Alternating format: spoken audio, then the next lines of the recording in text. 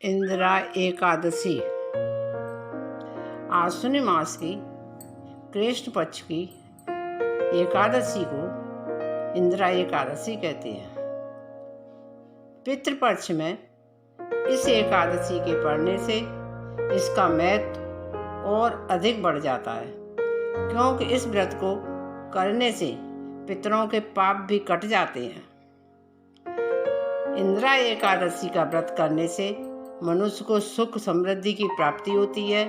साथ ही इस व्रत को करने से उसका ही नहीं, उसके पितरों का भी उद्धार होता है। मानता है कि इस व्रत को करने से मनुष्य का परलोक सुधरता है, और यदि उसके पितरों के कई ऐसे कर्म हों जिससे उन्हें मुझ की प्राप्ति न हो रही हो, तो वह भी संभव होता है। इस व्रत को करने से पितरों के पाप कर्म कट जाते हैं और वे पितृलोक में पारय कष्टों से मुक्त हो जाते हैं। इसलिए इस व्रत और पूजन के साथ विष्णु सहस्त्र नाम का पाठ भी करना चाहिए। इससे मनुष्य को दोनों ही लोक में सुख की प्राप्ति होती है। कथा। प्राचीन काल में सतयुग में पुत्र पौत्र धन धान्य आदि से परिपूर्ण शत्रुओं का नाश करने वाला इंद्रसेन नाम का प्रतापी राजा था। यह महेशपति नाम की नगरी में राज करता था। एक समय राजा अपनी सभा में विराजमान था। उसी समय देवर्षि नारद जी वहां आए। राजा ने मुनि को आया देख अपने आसन से उठकर उनका आदर सत्कार कर प्रणाम किया, अर्घ्य दे तथा पूजा कर और उच्च आसन पर बैठाया। देवर्षि नारद जी ने पूछा, हे राजन, आपके राज्य में सब कुशल पूर्वक हैं? मैं आपकी धन परायणता से अत्यंत प्रसन्न हूँ। तब राजा ने उत्तर दिया कि हे देवर्षि, आपकी दया से मेरे राज्य में सब कुशल पूर्वक हैं, और आपकी ही कृपा के कारण मेरे यज्ञ आदि सभी सफल हुए हैं। हे देव, अब आपकी क्या आज्ञा है? नारद जी ने कहा, हे राजन, मुझे एक महान आश्चर्य हो रहा है कि एक समय में जब ब्रह्मलोक में भ्रमण करता हुआ यमलोक में पहुंचा, तो वहां पर यमराज की सभा के मध्य में मैंने तुम्हारे पिता को बैठा हुआ देखा।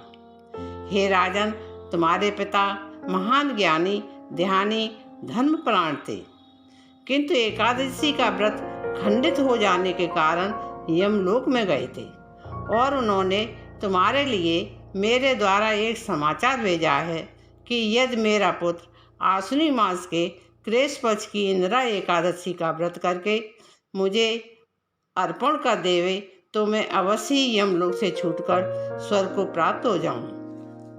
तब राजा ने नारद जी द्वारा अपने पिता का यह दुखद समाचार सुना तो वह अति दुखी हुआ और नारद जी से इंदिरा एकादशी के व्रत की विधि बताने को कहा।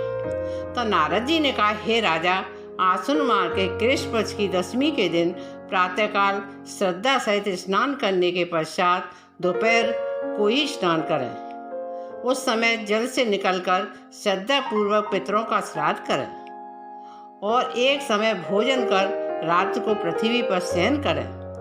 तब प्रातःकाल दूसरे दिन एकादशी को दातुन करके स्नान करें।